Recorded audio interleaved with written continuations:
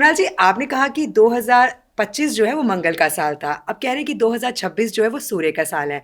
तो सूर्य जो है वो शनिदेव के पिता हैं, तो यहाँ पर भी कुछ देखो, अनहोनी जैसे हो कि सकती अभी है? हम उसी पे जाते हैं, हम्म। जैसा कि 2026 हम्म। इसका टोटल करते हैं तो इसका टोटल नंबर आता है एक। हम्म। एक नंबर सूर्य का, सूर्य यानी कि राजा, सारे हम्म। ग्रहों के राजा है। तो 2026 में दुनिया का हर आदमी तरक्की कर सकता है, क्योंकि सूरज तो सबको समान रोशनी देते हैं, हम्म। सबके लिए समान उनकी सोच है, सभी को, चाहे आप हिंदू हो, चाहे मुस्लिम हो, चाहे सिख हो, चाहे ईसाई हो, ऐसा नहीं कि वो हमारे देवता है, वो सबके देवता है, जी। सबको अच्छे फल प्रदान करेंगे, क्योंकि ये सूर्य का साल है। अब जिनकी कुंडली में सूर्य कारक है, एक तो ये समझना पड़ेगा कि सूर्य किस किस जातक की कुंडली में नीच राशि में बैठे हैं। अच्छा। अगर सूर्य किसी जातक की जन्म कुंडली में नीच राशि में बैठे हैं, तो जिसके भी नीच राशि में बैठे उसके लिए थोड़ा सा ये सावधानी वाला वर्ष होगा। अगर आपकी एज 50 साल से ऊपर है तो, या 40 साल से ऊपर है, तो अपना हार्ट और बीपी का ध्यान रखना है, क्योंकि सूर्य की अधिकता रहेगी और सूर्य आपकी कुंडली में नीच राशि में बैठे हैं। सूर्य से हार्ट, बीपी, ब्लड प्रेशर, ये सब देखा जाता है।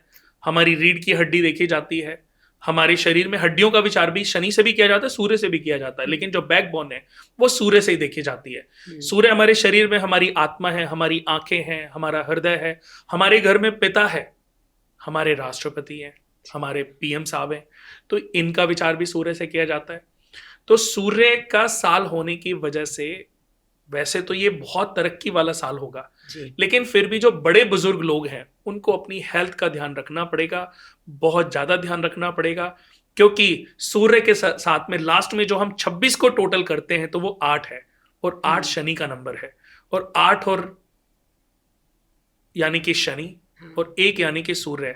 शनि और सूर्य पिता पुत्र होते हुए भी आपस में अच्छे रिश्ते नहीं हैं। तो जितने भी आप देखते हैं कि जिनकी माता पिता के साथ नहीं पड़ती या जिनका अच्छा रिलेशनशिप नहीं है, तो उनके पिता के लिए साल बहुत अच्छा नहीं होगा, क्योंकि या तो उनको बिल्कुल इस लड़ाई को खत्म करना पड़ेगा। जिस घर में भी पिता और पुत्र में लड़ाई रहती है तो पिता के बीमार होने के चांसेस बहुत ज्यादा होंगे। बीमार पिता के, बहुत ही मैं बुरा बोलना नहीं चाहता, लेकिन हद से ज्यादा बहस, हद से ज्यादा लड़ाई पिता को इस दुनिया से रुखसत भी करा सकती है। बहुत सारे बच्चे अपने पिता को खोने वाले हैं इस साल।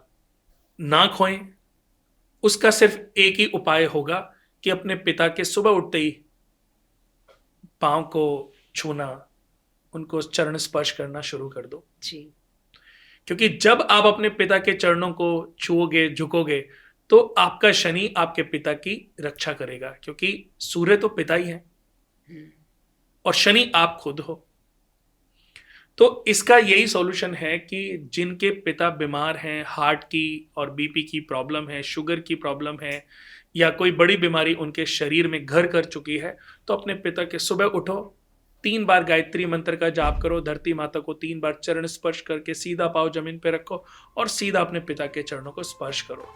और मैं ये गारंटी देता हूं कि सुबह सिर्फ 5 मिनट आप अपने पिता के साथ बैठ करके चाय पीना आरंभ कर दो, आपकी प्रोग्रेस और आपके पिता की प्रोग्रेस कई सालों में जो नहीं हुई होगी जी, वो इस साल आपको देखने को मिलेगी।